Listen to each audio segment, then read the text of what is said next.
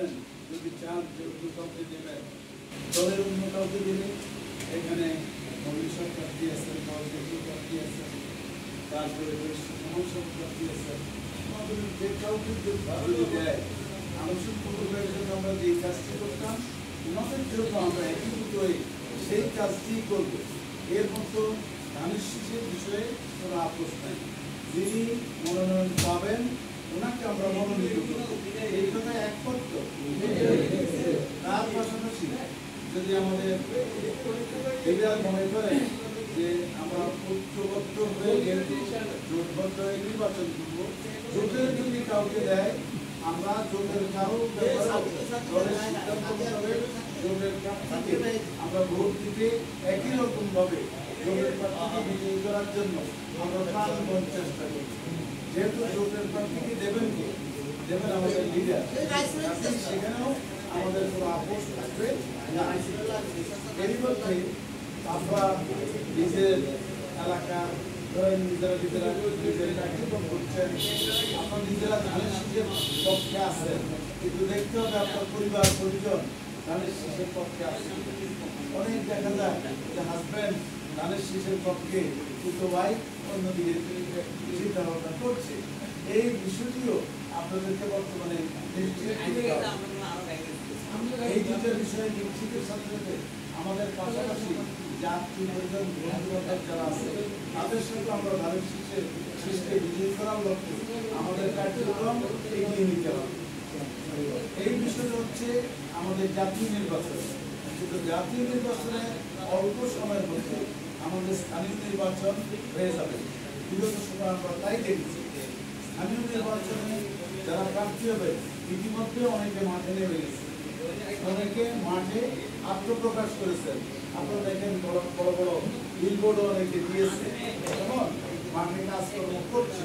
কিন্তু আমরা খোকন ভাইয়ের অংশে যারা আমাদের পক্ষ থেকে আমরা কেউ এখনো প্রার্থীরা ঘোষণা করি নাই। এখন খোকন ভাইয়ের একটা অংশ মনে করেছেন যে আমি যেহেতু নির্বাচন করার ছিলাম, আল্লাহর মধ্যে সৌভাগ্যের বিষয় যে মন্ত্রী স্যার জোর করে আমার নমিনেশন পেপারটাও 2018 সালে জমা দিয়েছেন। সেই মন্ত্রী স্যারের কপি এবং আমার কপি, দুটি কপি আমার কাছে সংরক্ষিত আছে। তো আমি কিন্তু এই বছর এই নমিনেশনের বিষয়ে আমি কোনো রকম পদক্ষেপ গ্রহণ করি নাই। আর মন্ত্রী স্যারের সময় যে প্রার্থী হয়েছি তাও স্যার জোর করে আমাকে প্রার্থী করিয়েছে ভবিষ্যতের জন্য। আমি যেহেতু আমার ব্যক্তিগত অসুবিধার কারণে আমি এমপি নির্বাচনে প্রার্থীতার বিষয়ে লিস্টে গুটিয়ে দিয়েছি, সেই জন্য আমাকে যারা ভালোবাসেন তারা অনেকে এই খোকন ভাইয়ের অংশ হিসাবে আমাকে প্রার্থী হিসাবে অনেকে চিন্তা ভাবনা করেছেন। অনেকে চিন্তা ভাবনা করার প্রেক্ষিতে আমাদের এখানে উপস্থিত যে উপজেলা বিএনপি, শহর বিএনপির কর্ণধার এবং জেলা বিএনপি মুক্তিযোদ্ধা বিষয়ক সম্পাদক জনাব বাশার শেখ, পৌরসভা প্রত্যেকটি ওয়ার্ডে অল্প কয়েকজন উপস্থিত হওয়ার পরেও দেখা গেছে দুর্যোগপুরে বলছে আসার জন্য 40-50 জন এখানে উপস্থিত হয়ে গেছেন। ওনার প্রস্তাবের সাথে সকলের স্বতঃস্ফূর্তচিত্তে আমার বিষয়ে সম্মতি প্রকাশ করেছেন।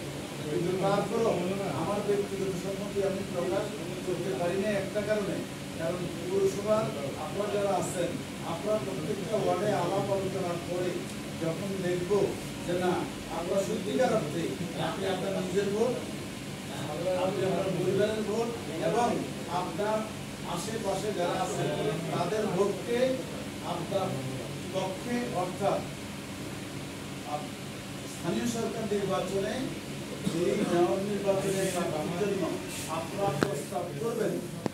তিনি যদি আপনাদের প্রস্তাব মোতাবেক দেখেন যে না অনেকে আপনারা চাচ্ছেন, সেই হিসাবে আমি আপনাদেরকে বিভক্ত করবো না।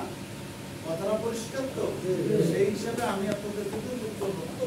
এখন আমি যদি প্রার্থীটা ঘোষণা এখনই করি তাহলে অনেকে আমার প্রতি রাগ করবেন যে আমাদেরকে জিজ্ঞাসা করলেন না, আমাদেরকে বললেন না, আপনি প্রার্থীটা তো আগেই ঘোষণা করে দিয়েছেন।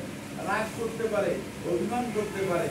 এই জন্য আমার বিষয়ে আমি এই যে প্রার্থীটা ঘোষণার পূর্বে আপনাদের প্রত্যেকটা ওয়ার্ড থেকে যারা আসতেছেন তারা ওয়ার্ড ভিত্তিক কার্যক্রম করার পরে আমরা সকলে সমন্বিতভাবে সিদ্ধান্ত নিয়ে একত্রে বসে আমরা সুন্দরভাবে প্রার্থিতার বিষয়টা ঘোষণা করব। সেই হিসাবে